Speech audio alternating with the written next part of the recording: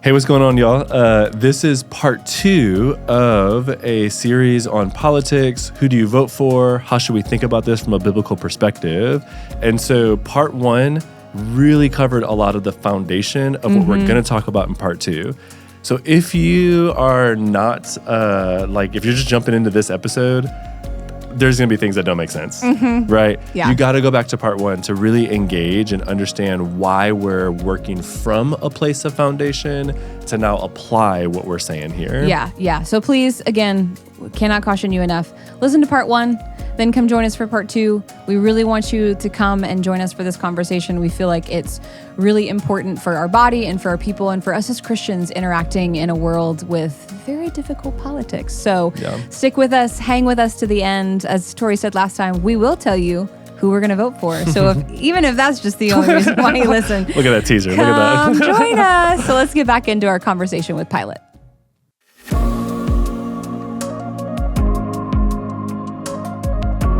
Welcome to Well Said, a podcast produced by the Well Community Church, hosted by Mary Graham and Tory Mayo. Our desire is to give you the knowledge and confidence to apply a biblical perspective to various topics.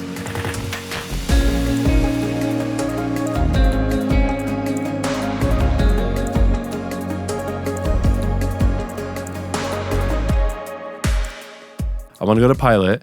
And so bear with us a little bit because we're going to jump around between Matthew and John a little bit. But Jesus had a great interaction with a extremely powerful ruler. This is really interesting. Is this the last human Jesus talks to? No, thief on the cross. Thief on the I'm about cross. to say, dang, the first one that hears about and the last one is like politics. Dang. But pretty dang close, right? Yeah, but think about it as the last two politicians, the first and the last politician, technically, totally. that he talked to. Exactly. That does track. Or that heard about and wow, him. what a transformation we will see. Yes. And so I want to read this first. Let me read Matthew's first. So Jesus, in case you're unfamiliar with the story, Jesus is brought before Pilate. Pilate kind of has a decision to make. Is he going to crucify this dude? The Jews are all hating. They want him crucified, yada, yada. In chapter Matthew 27, and then we'll flip over to John and we'll sit in John. But this is really important background. Matthew 27, beginning in verse 19, it says this, okay? And then this will bear weight on all of John's verse.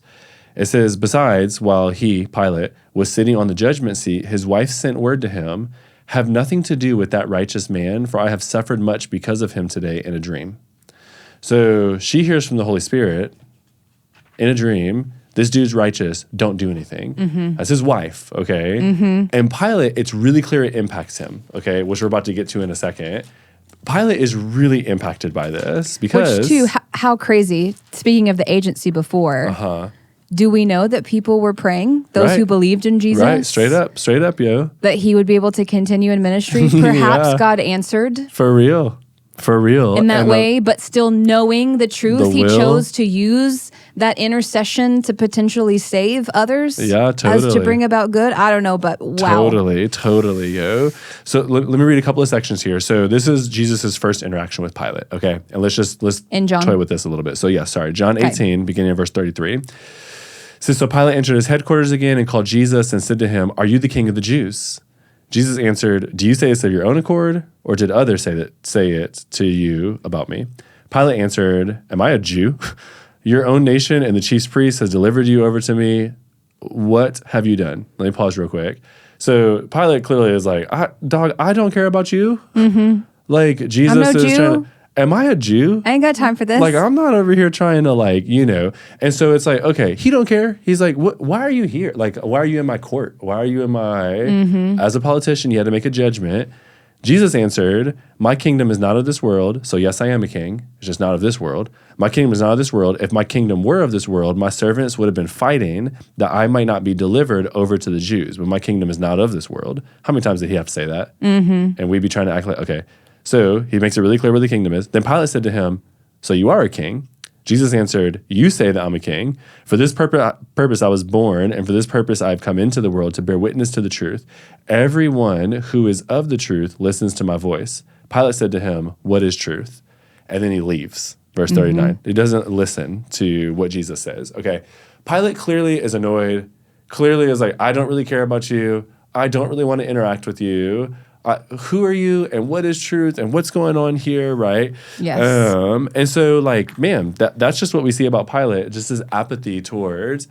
Then Pilate's wife comes. So I wanted to pre-read that to get to this section. Yeah. She's like, hey, yo, there's something up with this man. Now, in between all of this, he goes and he tells the Jews, like, this dude ain't do nothing. Yeah. It's really y'all's little laws and policies that are going on here. So I don't want nothing to do with this. And they're like, no, and they start freaking out. So he goes back and flogs and then comes back and is like, look, I don't want to do this. He's trying. Jesus or Barabbas, right? And so it's like all this stuff. But his wife comes and then he starts feeling the weight of this, okay? So then let me read this last section and then I want to toy this out some.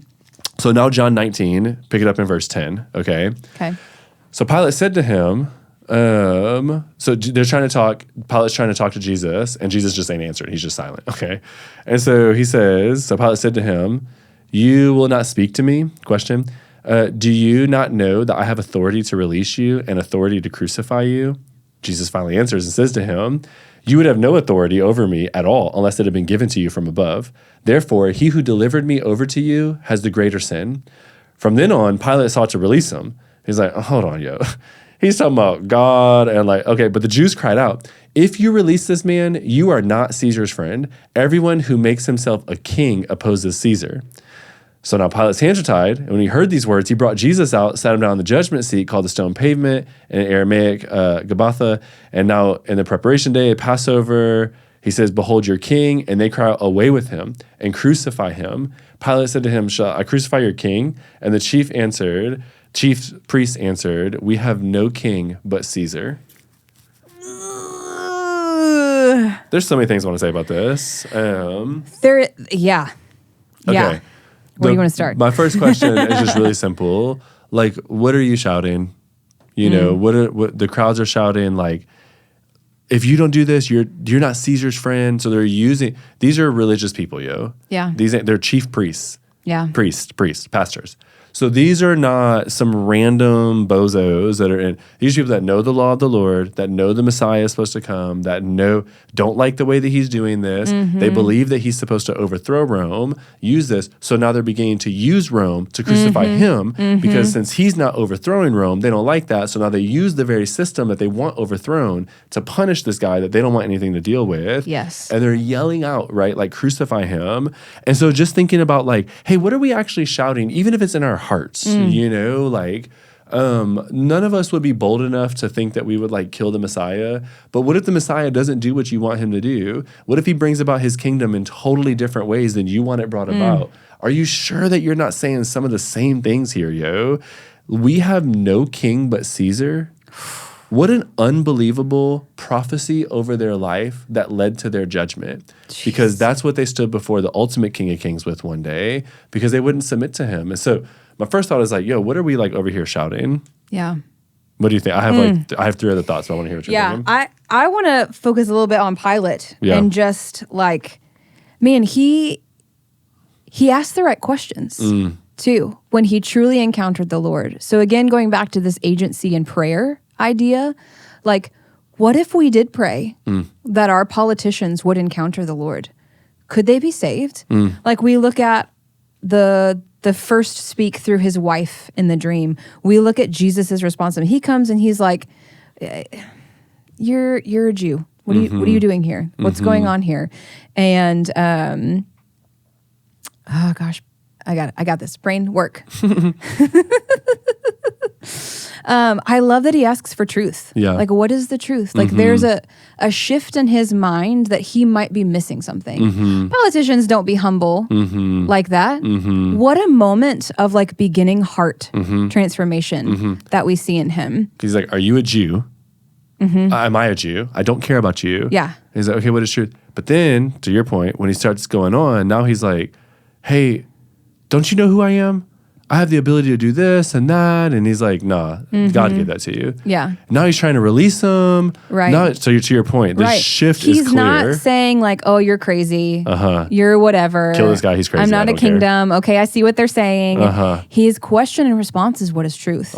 Because God's moving in him. And it's interesting because right after that verse in 39, he's trying to give them back. And he's like, I found no grounds for charges at all in his case. He's like, I'm not touching this. I'm listening to my wife. I see that there's something going on here, right? There's stirrings going on. It's taking time. Back to your calling out point in verse 39 of 18, it says that he's trying to give him back. However, you have the custom, I release one prisoner. Therefore, do you wish that I release the king of the Jews?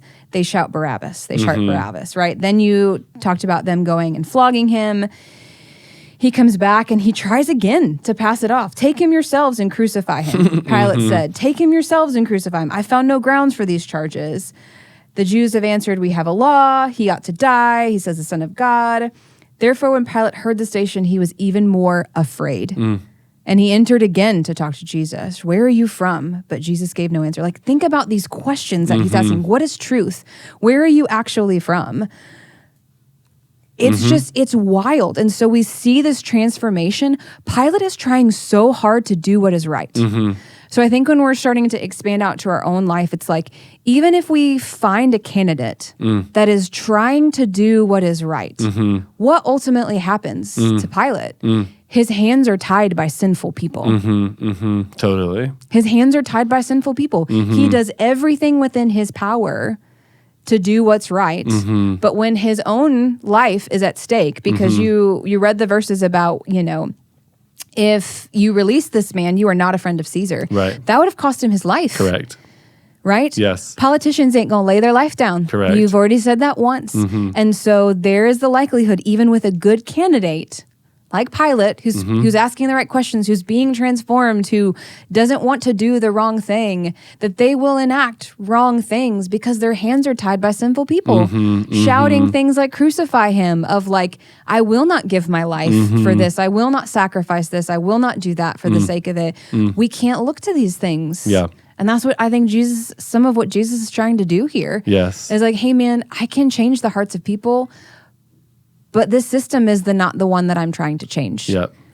I have my own kingdom, like you're saying, right? Most conversations he has with what we would call political people are of the religious nature, trying to fix his own kingdom, his own people, his own things, not some political system that, although ordained by God, is not his main use or main means of redeeming the world. The story is fascinating. Jesus' sovereignty and the ordaining by God, what you just said there, he literally said, hey, listen, bro, like, you wouldn't have this position if it weren't from God, first of all. Second of all, because of this, yes, you are in sin. You should release me at the cost of your life.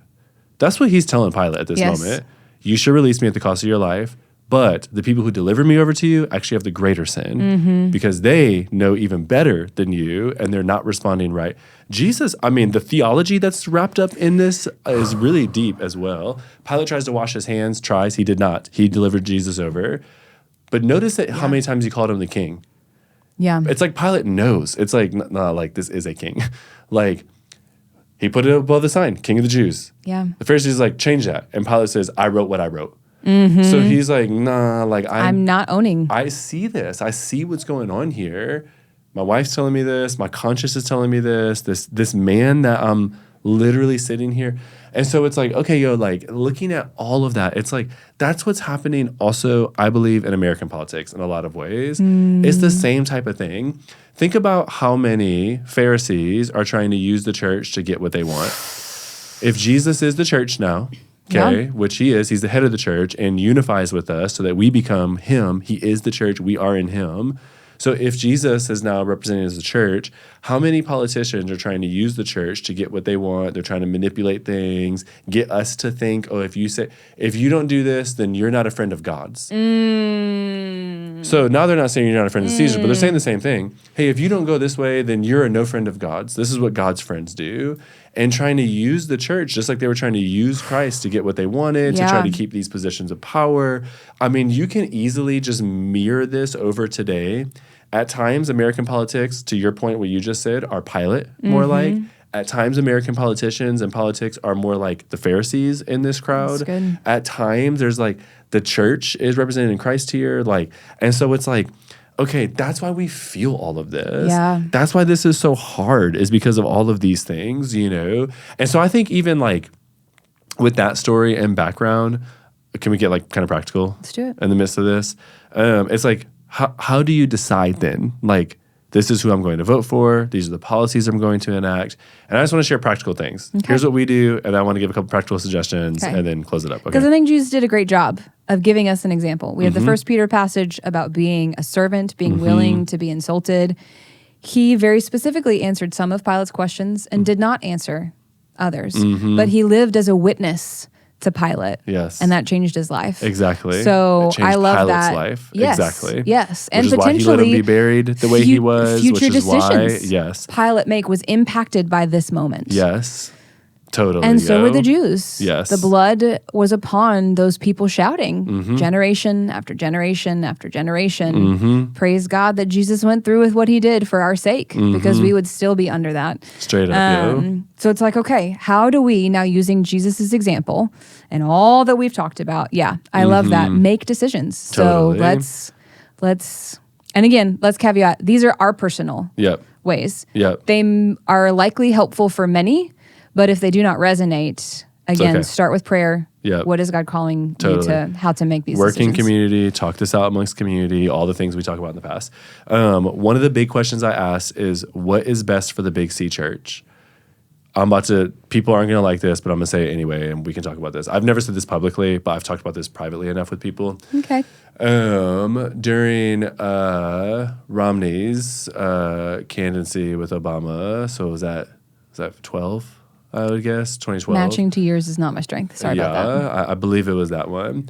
I knew that certain policies that Obama was going to pass, because he said he was going to do this, was going to not be the best thing for the church in America. That was going to create a little bit more some hardship. It was actually going to begin to tax certain things in different ways. You'd lose a couple of benefits. Things that actually really aid the church in different ways. And I knew it. Like, I could see it. And other policies that he was making that would go against, like, what we would say would be helpful or true or whatever. And I knew it. The thing is that Romney was a Mormon. Now, Mormonism, we would believe fully as a cult, is not Christianity. They do not believe that Jesus is God. They do not, but there's all sorts of things that are within that. Maybe we could do an episode on that one day. But there at the time were 3 times more Mormon missionaries in the world because that's part of their religion is they have to go out and do this for like a 2-year stint. So there's 3 times more Mormons in the world than there were Christian missionaries at the time. And my literal thought was, doggone, everybody in the world thinks America is a Christian nation. So if this guy wins presidency, that's us saying this guy's a Christian, essentially, because that's what the world would see it as. Yeah. Now, we're not saying that, but that's what somebody that doesn't understand American politics, doesn't understand that we ain't really a Christian nation, but living overseas would hear. So now these Mormon missionaries can go and they can go, well, hey, yeah, look, like the most important, the most powerful person, not most important, the most powerful person in the world is a Mormon because we are, y'all, we're Christians and it would give validity to their religion that we as a powerful nation believe that is a valid thing as well. And they would think that we're more religious than we actually even are as a nation. And it would just give validity that I just personally thought would taint the church. I think that this would really hurt the Big C Church. So even though I think a couple of policies enacted could actually hurt the Little C Church of America, the Big C Church in America, but compared to the world, right? Yes. And it's like, we can lay those down. It's not going to cripple us. We can lay those down for the sake of our brother in China who's never heard the gospel, who has these Mormons coming and is just confused and is like, I just don't want to give any more validity than what's already there. So is God sovereign? Yes, I believe that is there. But when I'm thinking about my agency, I'm like, that just matters to me. Yeah. The global things that are happening, look, there's way more than that. The policies about even wars and how you handle finances and how you do trade tariffs and all the things, all that matters as well, all this justice stuff. But when I start thinking about the church and religion, salvation, eternity, all of those things, it's like, I don't want their eternal souls being at risk because, so to me, whether or not, I'm not even telling you who I was already voting for regardless of one of those two, but that was a major factor to go, I just don't think in conscious I could be like, oh yeah, this is great. Yeah. So I think that's such what is best for the Big C Church? That's one of my, to make it plain. And I think that's one of my questions. A great gospel-centered idea, right? To be gospel-centered is to think about policies in terms of how do they harm or benefit the Big C Church. I think Can I say real quick too? Yeah. I could be totally wrong on that. That could be a errant thinking. Somebody with more wisdom, might be like, hey, actually, you should probably think about it more like this. That's where community becomes really important. Oh, absolutely. So by no means am I like, oh, what I was thinking was right. But what I'm trying to think is what I'm saying is what is best for the Big C church, not for the American church only, not for our church, the Well, only, but what is best for the Big C church? So, yeah. I think I take a similar idea, but broaden it a little bit. I kind of talked about earlier how a lot of people talk about that American is a Christian nation because it was founded on biblical principles. I think, and people think that's what makes America wonderful or could be wonderful again or any of those things. And I've really come to believe that one of the best things about America is not that we were founded on biblical principles, because you can look at our history and say, well, that ain't necessarily true, but that we have freedom of religion. So, and that's usually what people mean when they say that. They just don't realize the difference. Yeah. So go ahead. Yeah. And so one of the things that kind of guides my choice making is what will provide the most freedom of religion. And now there is danger in that because there are other religions, but honestly, I believe in the power of the Big C church, that the more freedom we are given, the more we can enact the way the kingdom, the way God has asked us to, and then interact that way through missionaries, through serving, through being a witness. The more freedom we have, the better actually for the Big C church as a whole. So I will actually choose politicians or policies that grant us greater freedoms for religions as a whole. Because too, I think what's tricky is we can want the government to enact things that the church is responsible for. I think there's good in that, like we talked about. Like, obviously we don't want murder to be okay. We don't want different laws and different things in morality, but it's like, I want the church to love people because they're not going to write a check. Well, they shouldn't. They're going to know people. They're going to do the thing that God calls for, which is to meet people, to love humans, not write a check and say, I've helped, right? So there's a relational aspect there. So yeah, one of the big things I try to vote for is protecting freedom of religion. Yeah, that's good. That's good. One of the things I do as well is to ask the question, what actually loves my neighbor? Not philosophically, not like, what actually loves my neighbor? Does it really love my neighbor to do this, or does it just give me a little bit more comfort? Does it really love my neighbor to... Now, that's hard because sometimes loving neighbor is expensive, because in that very story... where Jesus talks about that, the Good Samaritan, it's expensive for this dude to pay for this beat up man's recovery. Yes. So it's like, okay, sometimes that's actually hard. It's not the best on my budget at this point. It's not the best on whatever. But like, does this aid people that I am not able to aid? So in irony to what you just said, because I agree with that, we can actually love the neighbor. But I also can't touch more than 10 people in a week or whatever, That's very true. So now these policies, they actually impact 10,000 people in a week.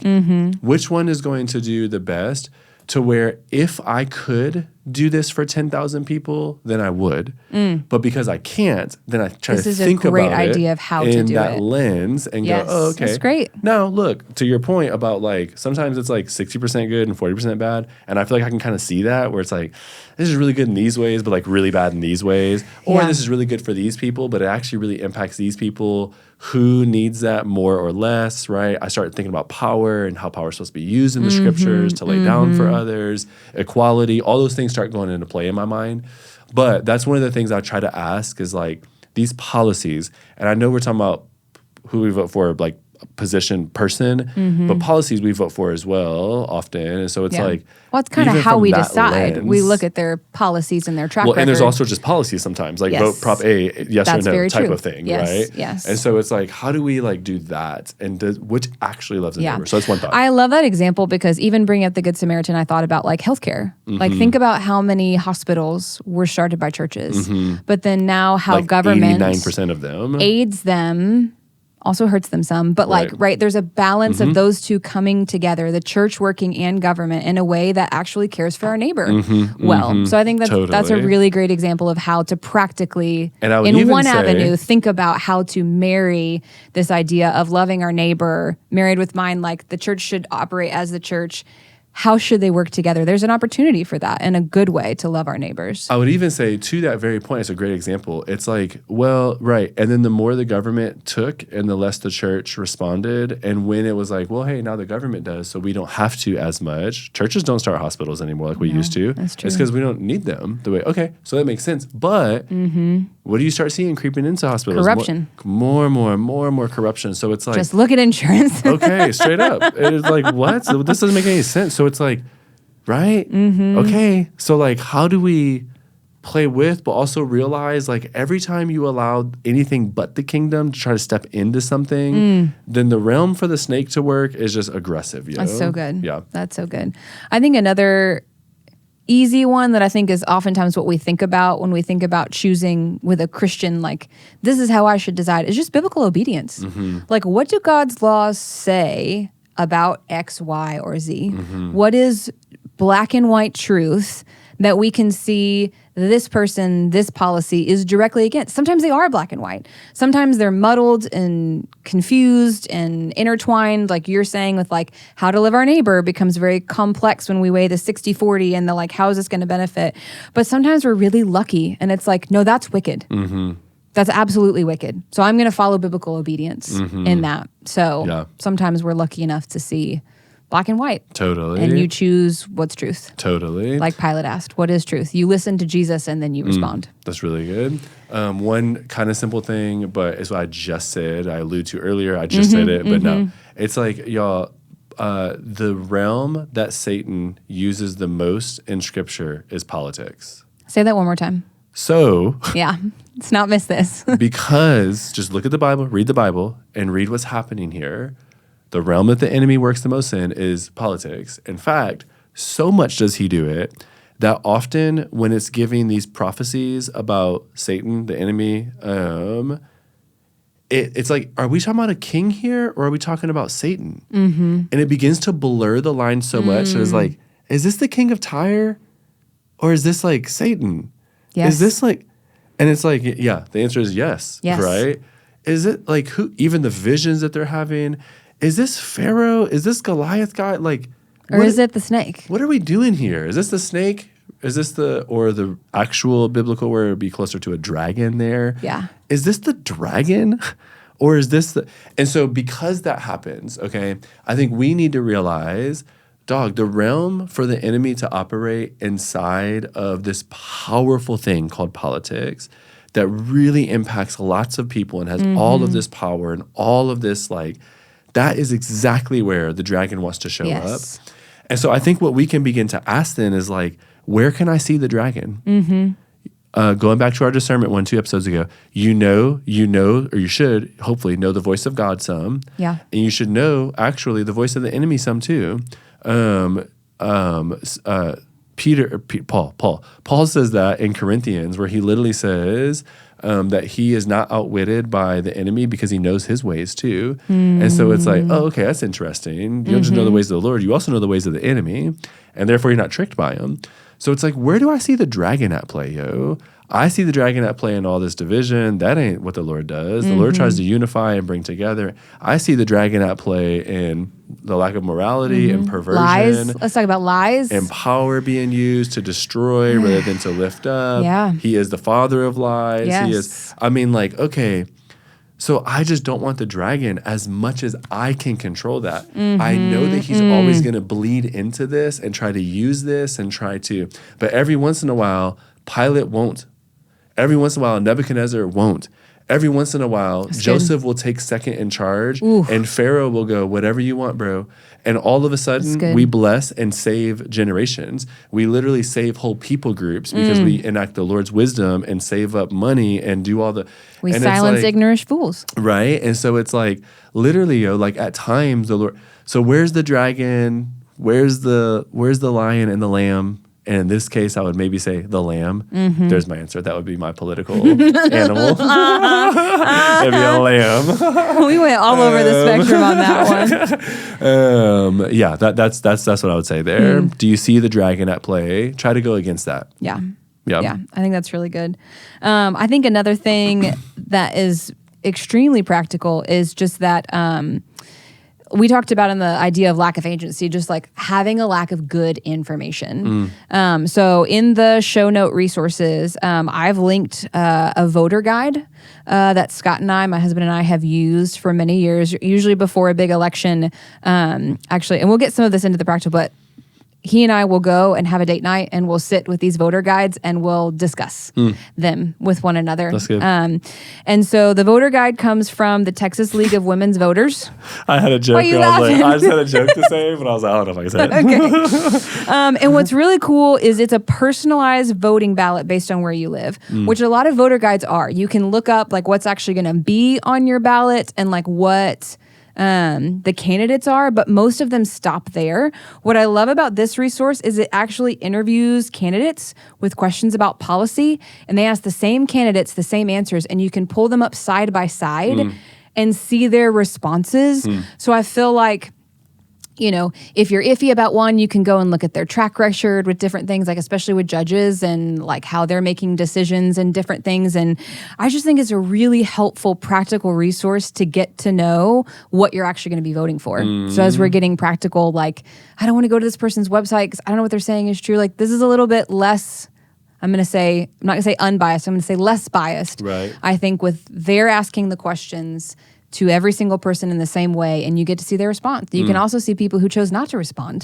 So that gives you some insight. So I think it's just a really very helpful, practical resource of like how to start getting information to discern who you shouldn't vote for. That's good. So one of the things that I think too is like, just don't believe that you need to do things the enemy's way to get the Lord's kingdom. You do not need to partner with the dragon. The Lamb will win even if he's crucified. Okay.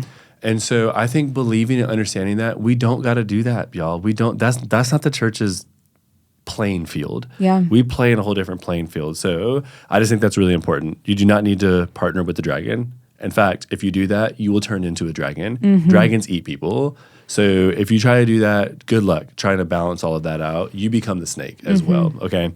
That's what all these other rulers did. That's why it's hard to see the difference between the two. They're starting to partner with the enemy so much so that they become him. Okay. Yeah. I think thinking through like multiple Christian people who think through these lenses as well. There's a bunch of people that I think about when I think about like that is probably just more into the weeds in this than I am, than sometimes my friends even are. Because it's their like job. It's their job. It's their realm. It's where they feel like they're supposed to enact justice, right?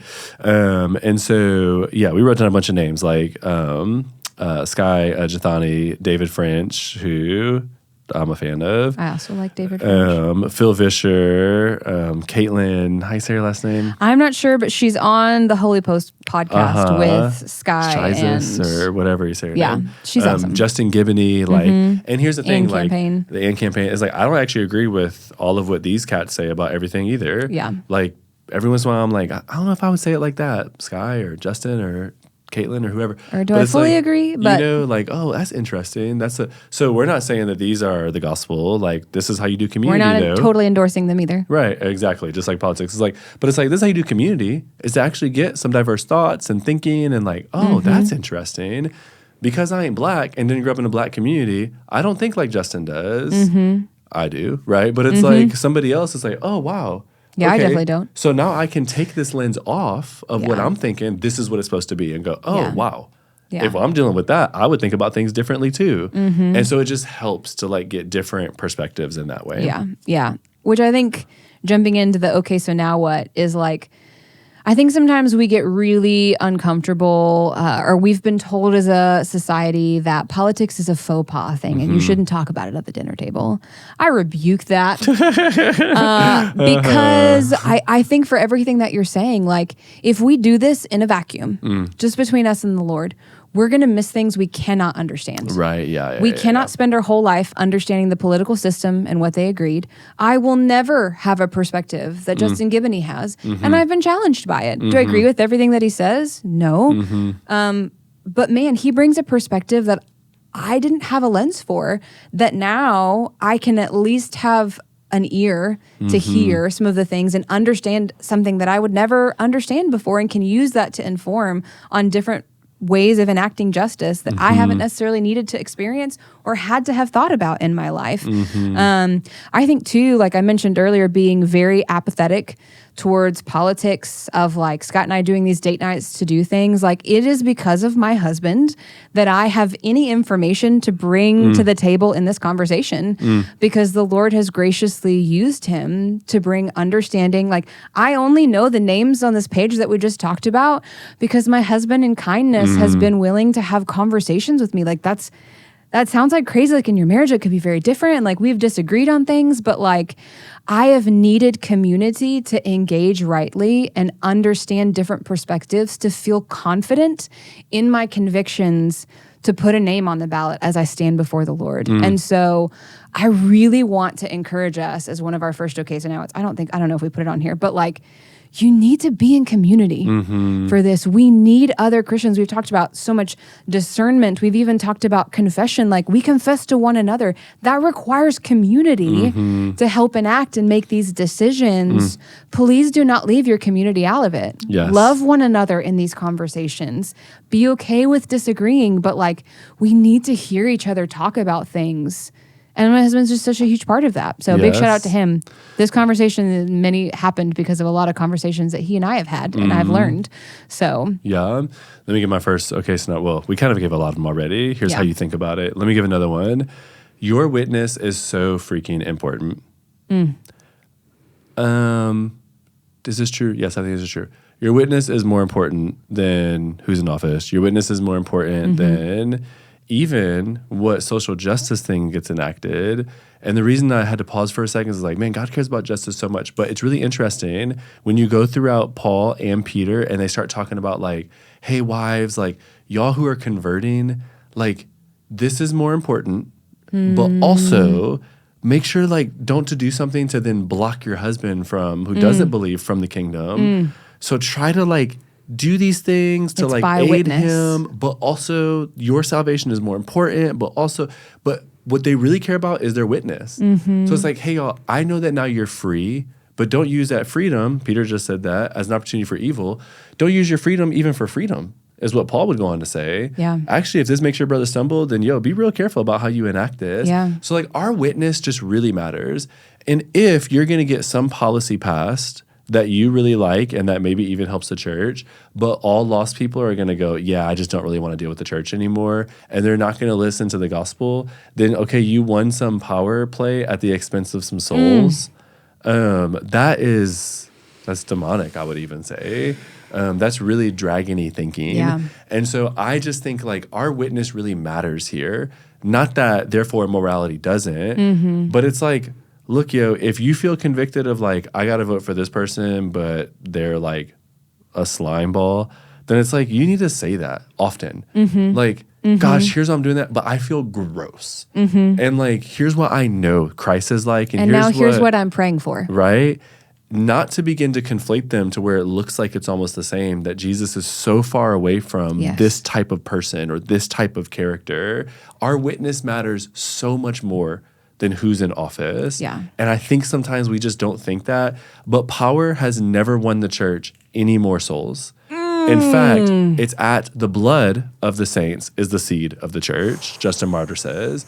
It's when we actually are losing ground and yet building hospitals and loving our neighbor and welcoming the broken. Being it's crucified. when we are being crucified and yet saying in front of Nero, Christ will reign, that you know what happens? The church starts to frickin' take over. And what happens in that moment is that you name your kid Paul and you name your dog Nero.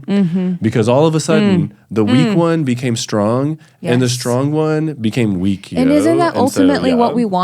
Yes. We want the church to reign. Yes. Because that's what we believe in. And I think, speaking of witness. Sorry if anyone's named Nero. But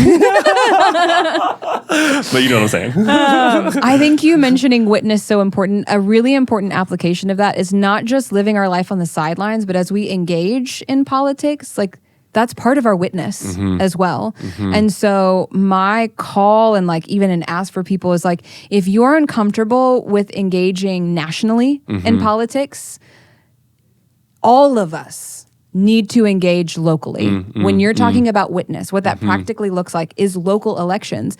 Why? Because we should care about the city that we live in. We do. That's one of our strong convictions as a church is we want the church to like feel our absence if we were to leave. The because city to feel.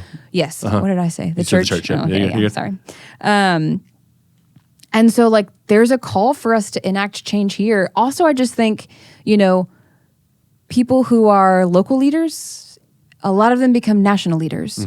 So if you weed out people at a small level who do not do things that we agree with, they're less likely to become national leaders. So there is a good call to engage. It's easier here, I think, to get good information. You can go call your politician. You can literally go to events with them. You can engage in a much more, I feel like, agency kind of way.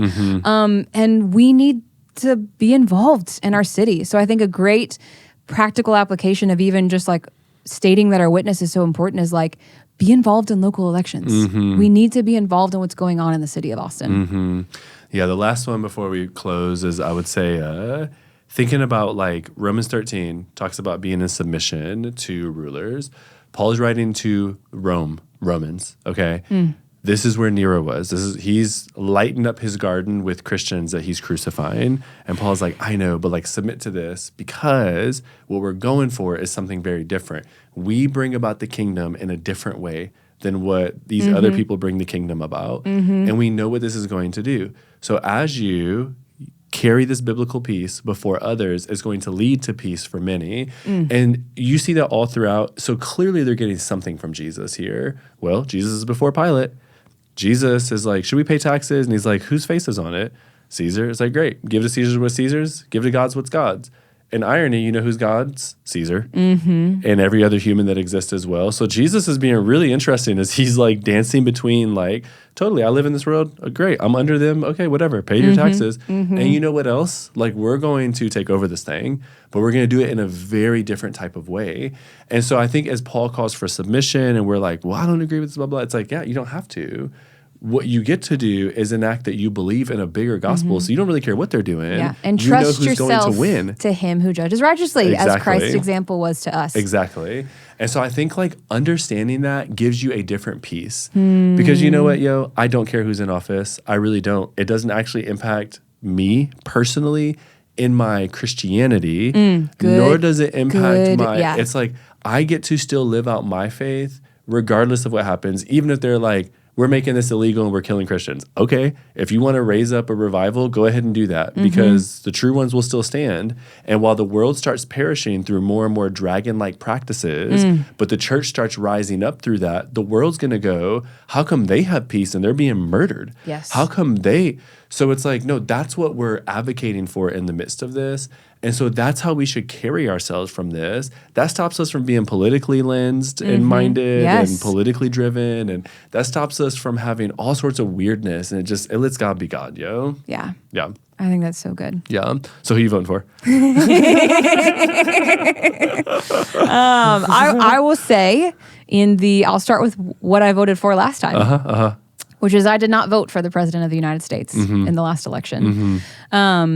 Scott and I went on a date. We did the thing we always do, and which I love is beautiful because it's like he asks my opinion on education. That man know nothing about education. Right. He was not involved in it. And so I get to talk about that and like different agricultural things, given that my father is turkey farmer, different things like that impact. So we worked together to come to this decision. But in looking at the presidential thing, I just felt like vomiting at both options. That's a fact. It's like I struggled because it's important. It's the most important office, but I couldn't feel right about voting for either one of them. And so I chose not to. And I voted for everything else that I felt a strong conviction for, from senators to representatives, nationally to state, and all of those kinds of things. So in terms of it being July and who I'm going to vote for, right now, I still can't vote for either one of them. I watched part of the National Republican Convention and was again nauseous at some of the things that I saw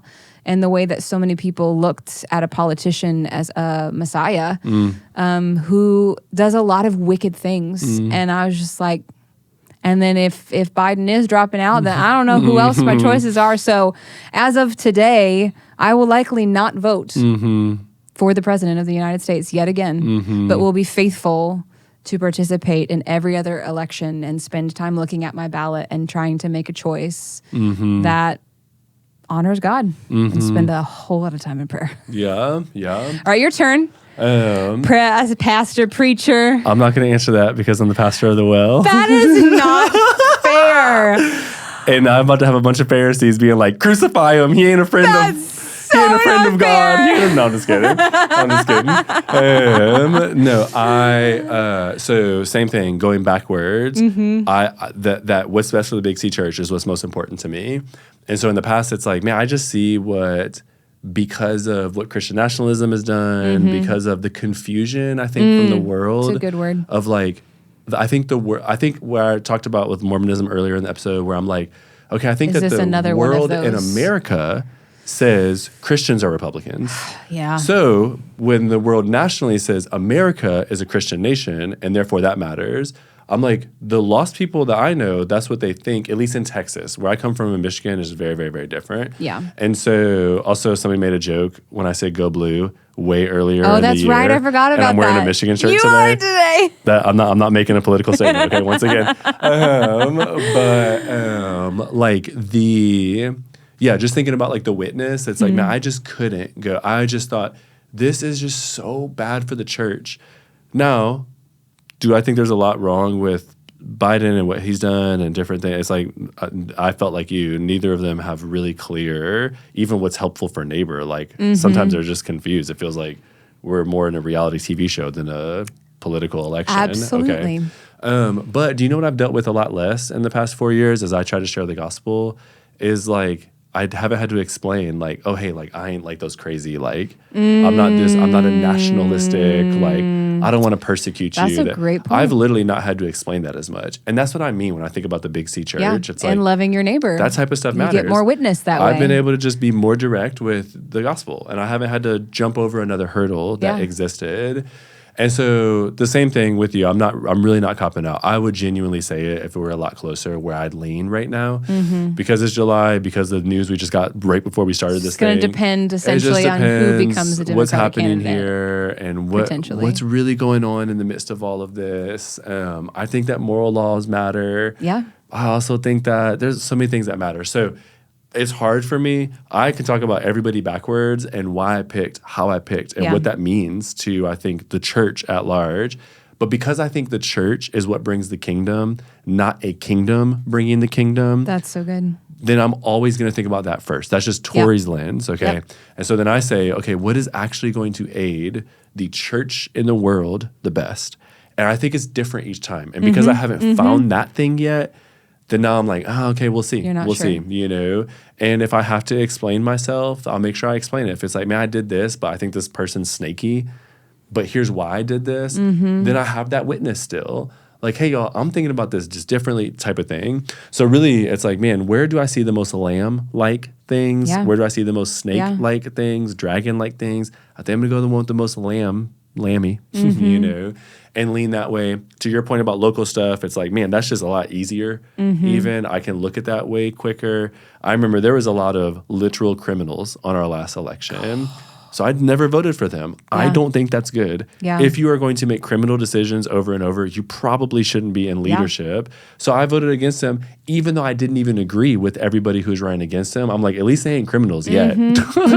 So like even so let me things ask like that. you a quick question, since go. we're both kind of not answering. Is are you willing I ain't being political, to that's fair. abstain from voting for certain things, or do you That's a great choose question. between which That's a one great is question. lammy or dragoning? Because I feel like you're kind of That's a great question. skirting a line, That's great. and I agree with everything you've said. And like Yes. for all the practical things that we said, if something comes out with a new Democratic person and I think that they follow all of the things that we've talked about, like I perhaps might vote for them. Right, yes. But yeah, are you willing to abstain, or do you choose the best between the two? Which one looks more lammy or dragging? Yeah, totally. Yes, I'm willing to abstain, and I've Okay. done that once before. Yeah. And so, yes, I think that that's a great thought too. I know they ain't looking at our individual like, oh, wow, Tory and Mayo in Austin, Texas, abstain. They're not looking at that, but that becomes my witness.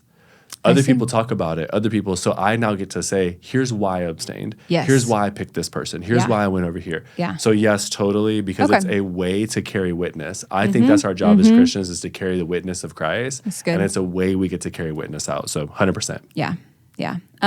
This has officially become the longest well said By far. episode. Oh my gosh, if y'all have stuck with us this long, How about far? I so pray that it has served you, because we could have episode after episode after episode about caveats about, Jesus's whole conversations with all of his religious political leaders and how this plays out. And there's just so much to say.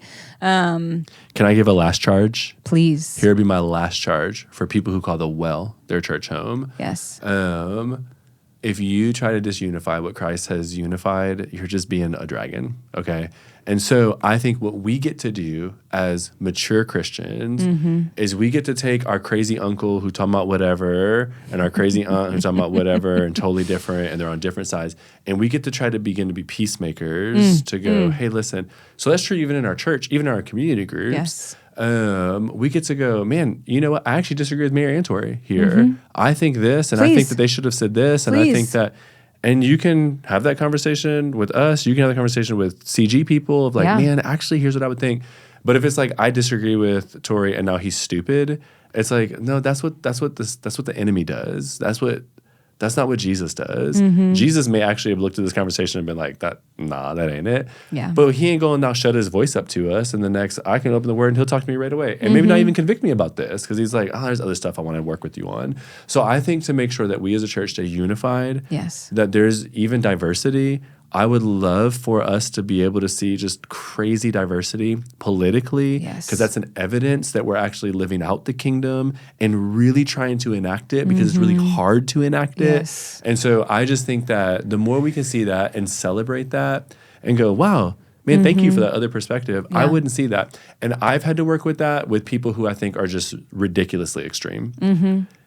I've had to learn to say, man, I see why you care about this so much. And I see what you're trying to do. Yeah. And I really appreciate that, because I agree with that thing.